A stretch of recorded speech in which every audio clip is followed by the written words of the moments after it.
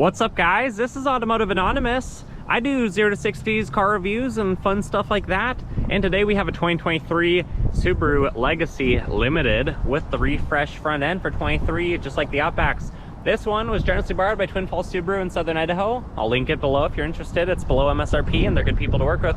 Otherwise, what we do are 0 to 60s, walk-arounds, specs, initial driving impressions, final thoughts, and see if it's worth your time and money. While I have your attention, guys, please consider liking, commenting, and subscribing if you enjoy my style of review. Lots of good stuff coming all the time, and it helps the channel grow. Otherwise, let's get right into it. This is the 7th generation of the Legacy. They started in 2020, and Subaru in the US sells a whopping 20,000 to 65,000 of these a year. But in recent years, the number is on the lower end of that as the Outback numbers have gone up. If the Outback is Luke, this is Darth Vader, because this is the father of the Outback, the same front end, and then instead of the sedan portion, it extends to be the Outback. But in this model, the base starts about 24,000. This Limited starts about 31,000, 31.5 to be more specific. And then it has a couple options like Package 34, which includes the Harman Kardon sound system with the subwoofer behind the back seat and the moonroof and a few other little goodies. They're pretty cool. It's the 4th of the 5 trim levels. The Limited on the Legacy is similar to the Limited on the Outback as far as what you get. It gets a 2.5 boxer, makes 182 horse, gets 27 city, 35 highway, which means on an 18.5 gallon tank, that's a whopping 650 miles of range. Quite impressive. They weigh 3,500 to 3,800 pounds depending on how they are spec'd, which is about 13 to 14 baby elephants. Has the Yokohama Ava GT wheels. They are 225, 50, 18. Similar wheel to the Sport Turbo model I just reviewed, except that these ones are not the dark gray. They're a two-tone. They look really good. Overall, the Legacy is 16 feet long, 6 feet wide, and about 5 feet tall. Has heated steering wheel and pin code, has a few more limited features. Yeah, let's get into it.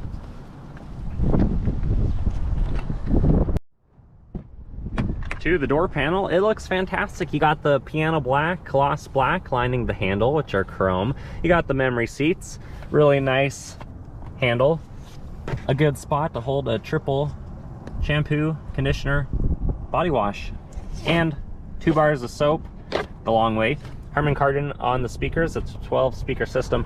Baby size Subaru on the door sill plate. Rubberized foot pedals. Fuse box options would be here. Wood trimming is very nice. Power seats, extendable bolstering on the Limited, and dang, do these leather seats look good. Let's get out of the wind, out of the 16-degree temperature we have currently, and fire up this puppy. The 2.5 boxer doesn't make too much noise.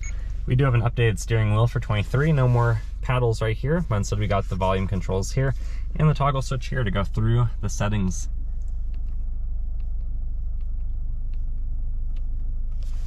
Heated steering wheel on the right side, which it feels really good as I was driving down here.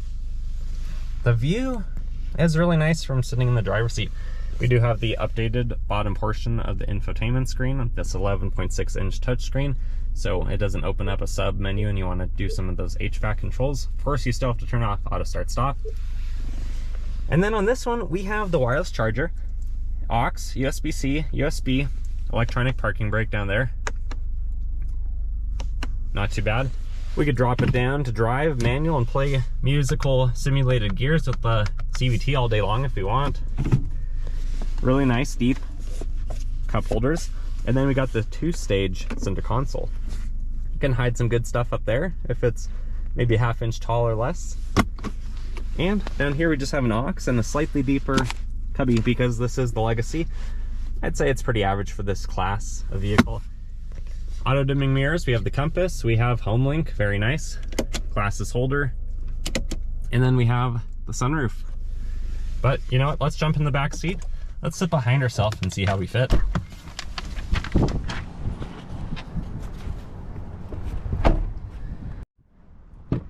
In the back of the Legacy, door panel looks really good, very soft touch, nice materials, they feel really good, nice firm handle, it feels like a very sturdy door. Bottle holder, some snacks, Nothing on the door sill plate other than maybe some grip for traction if you had a roof rack or something you're climbing up to. The leather seats look fantastic back here, and you know what? They're heated.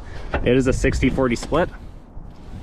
It doesn't recline like the Outback, obviously not having as much space. You can see the subwoofer hiding back there. Pretty cool. Sitting behind herself at 5'11". I can be a backseat driver with double map pockets and pamphlet storage and be really comfortable. My phone's charged, my heated seats are on, and I have my own ventilation. 2 cup holders and the sturdy, pretty wide center armrest.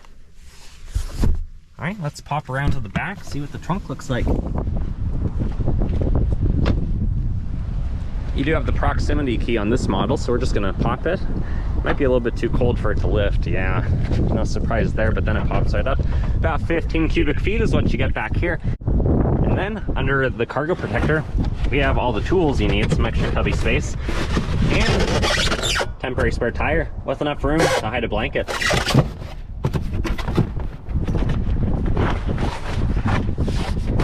All right, we're gonna drop the hood, continue on. Door panel again looks really good. You got the same double map pocket pamphlets, and it's a top safety pick, so you know safety is a #1 concern. Passenger buckled in, doing their job. If you're riding shotgun, what do you get up here? You get a really nice door panel. You get the wood lining your cubby, the typical Legacy Outback plastic line cubby right there. Power options, heated seats, no extendability on it. And then lock and glove box with the 12 volt hiding back there. Not too bad. Let's go around, let's pop the hood of the 2.5 liter and see where it resides and what it looks like. There it is.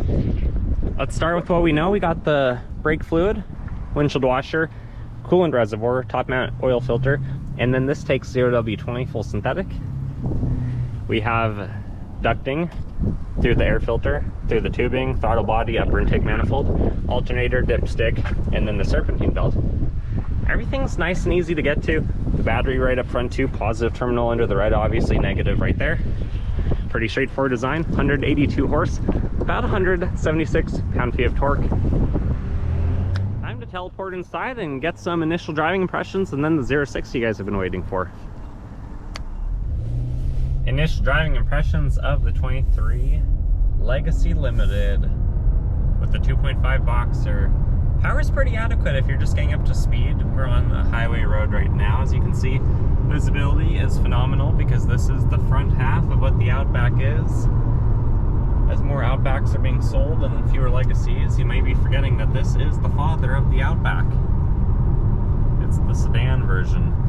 In the Limited, we have a whole lot of options. It's about as loaded as it can be with the optional package. That includes those speakers and the moonroof and some other little goodies. But armrest, very nice, very soft touch. The heated steering wheel feels fantastic. Of course, it's leather wrapped. Center console feels really good. Cup holders right where they should be, as long as your drink's not too tall. They're not gonna get in the way. The shifter, if you had to switch to manual mode for any reason, it's right where you want it to be. The upgraded touchscreen sure is nice. It's a little bit easier to deal with when you're driving.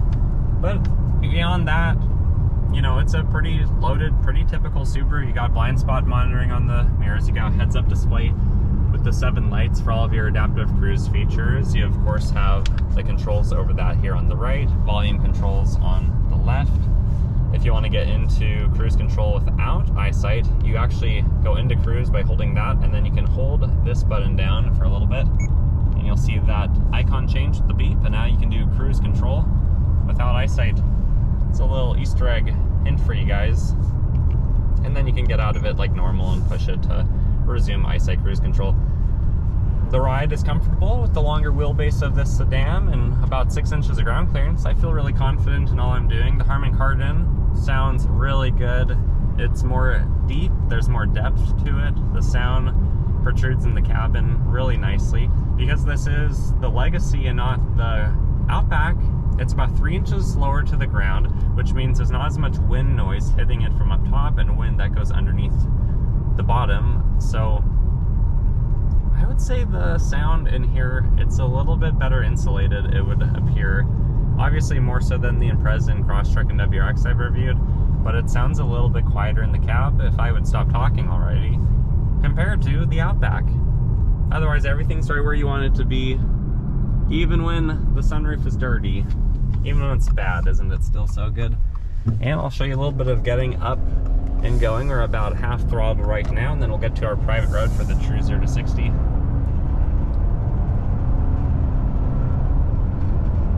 It does a pretty adequate job.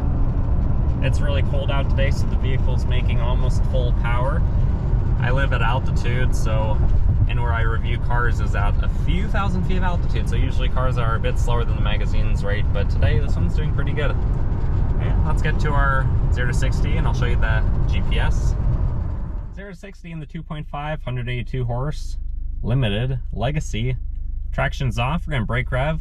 Density altitude's about 800 feet, so we're only down on power about 3%. Let's see what it can do. I'll verbalize the true time 0 to 60, and then the bottom left of the graph to follow will show without the foot of rollout the way it'd be rated by the magazine. Here we go.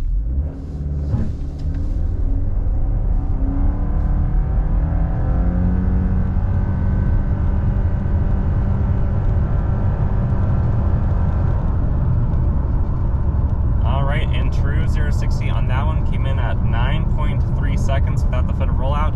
Actually, it looks like it was 9.02. Not too shabby. It's only about 2.5 seconds slower than the turbo one if you want to check out that review I've done. Let's get to our final thoughts. Final thoughts of the Legacy Limited is, if you like alliteration, this might be the car for you. It offers a whole lot of features. It's very upscale, very capable with the ground clearance at 6 inches, symmetrical all-wheel drive, and a decent power plant. Insanely bright LEDs. I've really liked them on my own Outback. And all the safety features that you could ask for. Safety features galore in the Legacy. Remember, this one will be linked below, and if you like my style of review, please consider liking, commenting, and subscribing. There's awesome stuff coming out weekly. And I'll see you on the next one. Take care, guys.